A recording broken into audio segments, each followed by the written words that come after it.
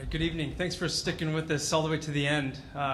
It is such a blessing to be here. I feel so inspired by the talks that we've heard this evening already, and I can just see the Holy Spirit moving across all these different venues to do His good work. And so I'm excited to be here tonight to talk about two passions of mine and how they intersect with each other, and that is the church and public education. Specifically, tonight I'm going to talk about something we call in education the academic achievement gap, and what I believe the Christian role is in addressing the academic achievement gap.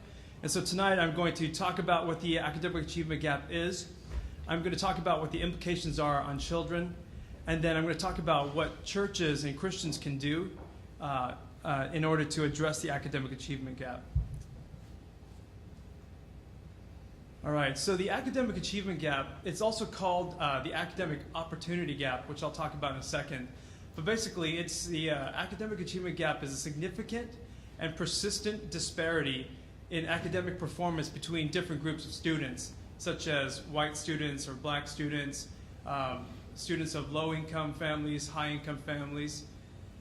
We call it an opportunity gap because in education we believe that it's not about what students are capable of doing, but it's about the difference in the opportunities that we give to kids in order to be successful.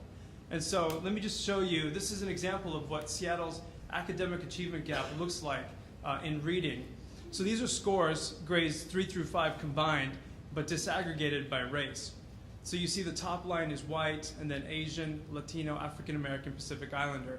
So that bottom line in purple here is the African American line. And so what you see is if you just look at 2014, year 2014, 91% of our white students passed the reading test in grades 3 through 5 combined. And that is in comparison to 51% of our African American students in Seattle that passed the reading test in third grade through 5th grade combined.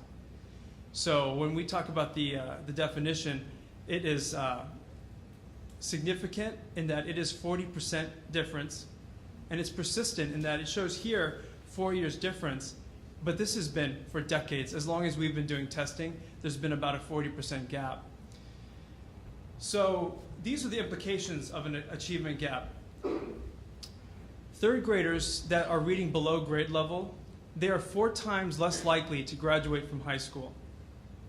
Okay, third graders reading below grade level are 4 times less likely to graduate from high school. Third graders that are reading below grade level and who live in poverty are 13 times less likely to graduate from high school. And that's in contrast to third grade reading at or above grade level. So if you're a third grader and you're reading at grade level or above grade level, regardless of poverty, you have a 90% chance of graduating from high school. These are national statistics. So the question you might have is, does graduating from high school really matter? I mean, I'm sure that's probably not a question that you wonder about, but look at these statistics about graduation. Students who don't graduate from high school are more than 2 times as likely to live in poverty when they get older.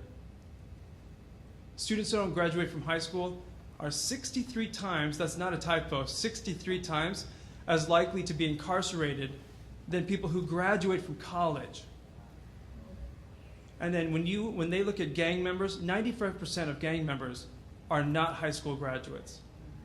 So when you look at these statistics, and then you think back to the graph about which kids are most impacted by the academic achievement gap, you can see how as a school system and as a society, we are sending whole groups of children into futures like this.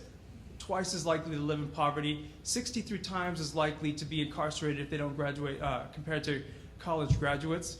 And yesterday I was listening to KUOW on the ride to work, and they were mentioning how African Americans make up 5% of Washington population, but are 20% of our prison population. So this is where my passion for the gospel intersects with the academic achievement gap. And this comes from Matthew 25, 31 through 40. It's really small, so how about I read it to you? So this is what Jesus says. But when the Son of Man comes in his glory and all the angels with him, then he will sit upon his glorious throne. All the nations will be gathered in his presence, and he will separate the people as a shepherd separates the sheep from the goats. He will place the sheep at his right hand and his goats at his left. And the king will say to those who are on his right, Come, you who are blessed by my Father. Inherit the kingdom prepared for you from the creation of the world. For I was hungry, and you fed me. I was thirsty, and you gave me a drink. I was a stranger, and you invited me into your home. I was naked, and you gave me clothing. I was sick, and you cared for me. I was in prison, and you visited me. And then these righteous ones will reply, Lord, when did we ever see you hungry and feed you, or thirsty and give you something to drink, or a stranger and show you hospitality, or naked and give you clothing? When did we ever see you sick or in prison and visit you? And the king will say, I tell you the truth, when you did it to one of the least of these brothers and sisters, you were doing it to me. Hungry, thirsty, naked, a stranger, sick, in prison. All of these conditions exist in children in schools. Here's some statistics. 53,000 students in the Seattle Public Schools.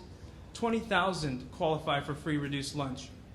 Over 2,000 are considered homeless. Over 6,000 are English language learners. Hungry, thirsty, needing clothes. When I think of the term stranger, I'm not positive what Jesus was talking about, but I think about what Eugene Cho was talking about, coming in as an immigrant and feeling like a stranger in a strange land. I think about all the race relations and all the issues around race and the hatred around people who are different, and I think about strangers. And when you think about what I talked about regarding the academic achievement gap, we may not have really sick kids in schools, although we do have some of those. We may not have elementary kids who are in prison, but we know who's headed that direction just by looking at the statistics.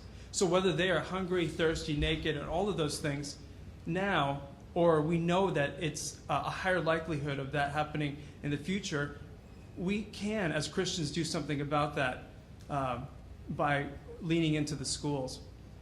So this is where the hope comes in. In communities, we have schools and we have churches. Historically, we haven't been able to do much partnership together because of the separation of church and state. But during the Great Recession, schools started losing funding, grants dried up, and so schools started becoming open to churches. And at the same time, the Holy Spirit has been working in lay people and pastors to urge them to reach out to schools. And so this is what I consider the Matthew 25 solution. And this is what's happening all over the city of Seattle, all over the region. We have churches that are providing food, drinks, clothing to kids. We have churches that are providing financial resources to schools, especially to high poverty schools. Churches that are supporting teachers directly. Chris talked about service days. Seattle, on August 20th, we're going to have churches all over the city doing service days for teachers, helping them set up their classrooms. We have churches that are providing volunteers for schools. High poverty schools do not get volunteers like our more affluent schools. Churches have the opportunity to step into that gap and provide support. They're doing tutoring, after school clubs, and then there are just so many other ways that churches can bless children and the families within schools and in the community. One thing I just wanted to point out, it says sharing space or preschool space. If you live in Seattle, you know that we're really struggling with space. Our schools are crowded. A lot of our preschools and daycares are being pushed out of the school buildings, and they don't know where to go. But our families need preschools and they need daycares. But we have churches in every single neighborhood who have all these beautiful childcare spaces that don't get used during the week. This is an incredible opportunity for churches to partner with schools to provide great service to kids. So I just want to show you, this is the list of all the Seattle schools that have church partnerships. Chris talked at the Light Up the World about the tipping point. When you get to 18%, that's considered a movement. We've got 98 schools about, 21 partnerships already. This is a movement. It's happening all over the region. If your church is doing something with a school, I encourage you to get involved. If your church isn't partnering with a school, I would pray about it and reach out to a school that's close to you. The Holy Spirit is way ahead of us.